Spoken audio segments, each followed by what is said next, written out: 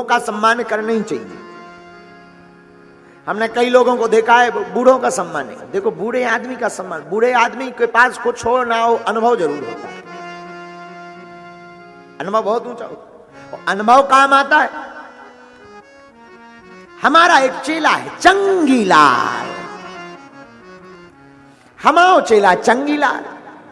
चंगीलाल को हो गो लवेरिया, एक हो तो मलेरिया एक हो तो लवेरिया। मलेरिया हो जाए इंजेक्शन लगाओ, लवेरिया हो जाए ब्याह करवाओ। बोलो सीताराम, जोर से बोलो। चंगीलाल को हुआ लवेरिया, इलू इलू। चंगीलाल ने अपने बाप टिल्लू गुरु इससे कहा शादी करवाओ। अंततोगत्वा शादी तय हो गई, पर लड़की का पिता नहीं माना। बोले हम नहीं करेंगे अपनी बेटी का। चंगीलाल कुछ करता धरता है नहीं, चाहे लवेरिया हो चाहे मलेरिया, हम नहीं करेंगे विवाह। अब चंगीलाल जिससे प्रेम करता था उसका नाम था मुन्नी बाई। दोनों का अटूट प्रेम, सूर और चांद जैसा अटूट।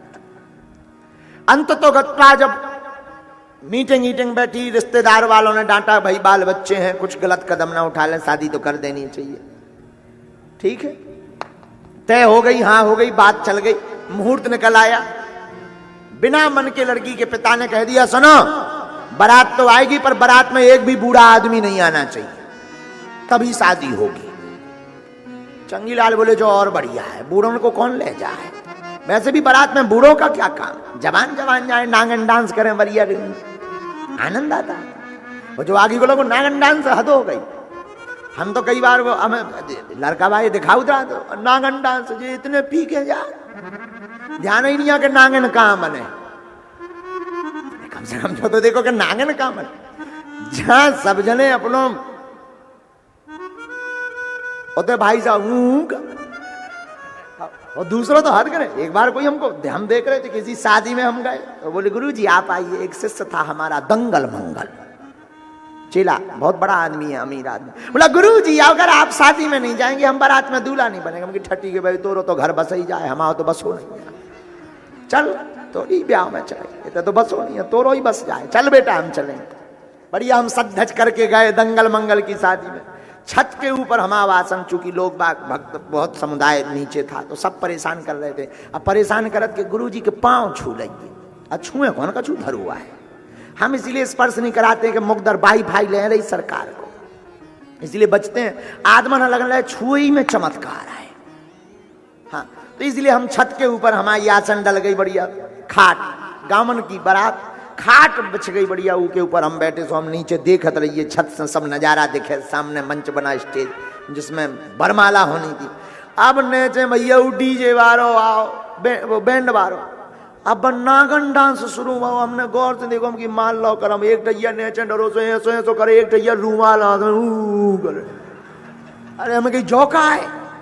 एक जने बोले जो नागन आए जो नागा है। अरे हम की क्या जमाना आ गया। हम कहीं ठीक आए बारात में, कम से कम जो देख भी तो मिल गओ, नहीं तो आगे को लोगों देख भी ना मिलने। तो ऐसे ही चंगीलाल की बारात चली तो शर्त थी कि बूढ़ा नहीं आएगा। तो आदमी बोले गांव के जो चंगीलाल का बाप था, बोले ऐसे कैसे नहीं आएगा, हम भी बूढ़े हो गए।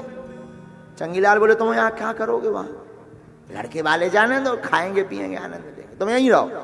फूफा नाराज हो गया।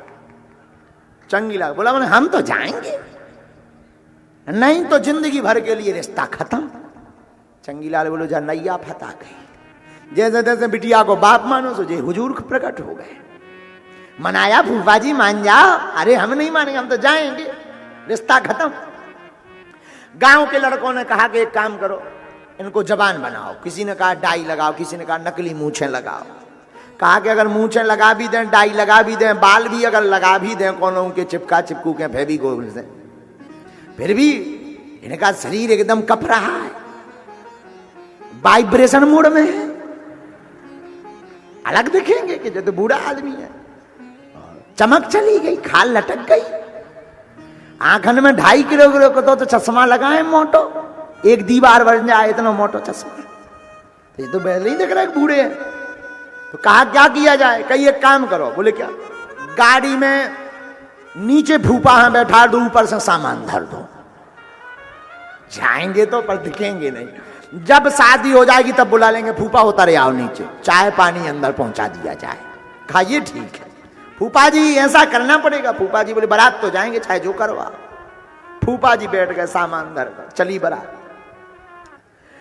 चंगीलाल की ससुराल के गांव के नजदीक बारात पहुंची, गाड़ी रुकी, जनवासे में बढ़िया चाय पानी नाश्ता आया, बारात के स्वागत। मिर्चवानी पहले के जमाने में, अब तो आगे को लगी। बारात भी 1.5 घंटा की हो गई, 1.5 घंटा में सब चटर पटर हो जात, बाराती घराती सब गायब हो जाते। आजकल तो समझ में, पहले जाते ही मिर्चवानी होती, मिर्चवानी ना मिले लड़ाई हो जाती। मिर्चवानी जाना तुम जानते हो?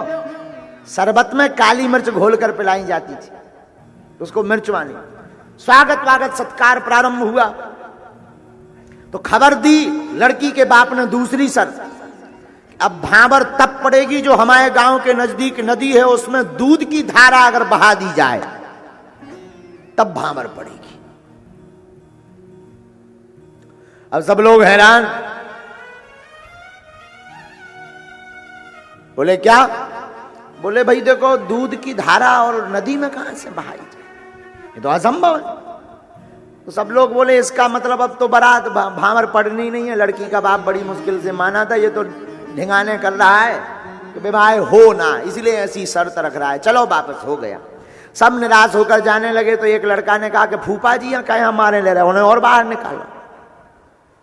उनको बाहर निकाला, फूफा जी चलो वापस। बोले क्यों, क्या हुआ विवाह का? अरे बोले होगा विवाह। दूसरी शर्त धर दी उन्होंने। बोले क्या? दूसरी शर्त रखी है कि नदी में अगर दूध की धार बहा दें तो भांवर पड़ेगी। अरे फूफा जी बोले तुम लोग भी क्या मूर्ख आदमी, छोटी सी बात पे बारात वापस ले जा रहे। बोले खबर कर दो कि दूध का इंतजाम हो गया, इतने दूध का इंतजाम हो गया कि दोनों तरफ दूध बह जाएगा। लेकिन लड़की के बाप से भी एक हमारी शर्त है, पहले पानी खाली करवा दिया जाए। हाँ, पानी खाली करवा दो, हम दूध भरवा देंगे। अब जो समाचार पत्र वाला था वो लड़की वाले के पास लेकर आए। बोले बारातियों का कहना है दूध का इंतजाम पर्याप्त है, गांव में बाढ़ भी आ सकती है, इंतजाम बनाकर रखना। लेकिन उनकी एक शर्त है कि दूध तब डाला जाएगा जब पानी खाली हो। बिटिया वाले का बाप, लड़की वाले का बाप बोले और तो सब ठीक है, भांवर तो पड़नी है, जो बताओ देखो कहीं कोई उसमें एक आध बूढ़ा आदमी तो नहीं है, क्योंकि ये लड़कों की दम नहीं है, ये तो कोई बूढ़ा आदमी ही कर सकता है। जब वापस आकर के गांव वालों ने देखा, बोले हो एक है। पूछा ये कौन? बोले जी फूफा जी हैं।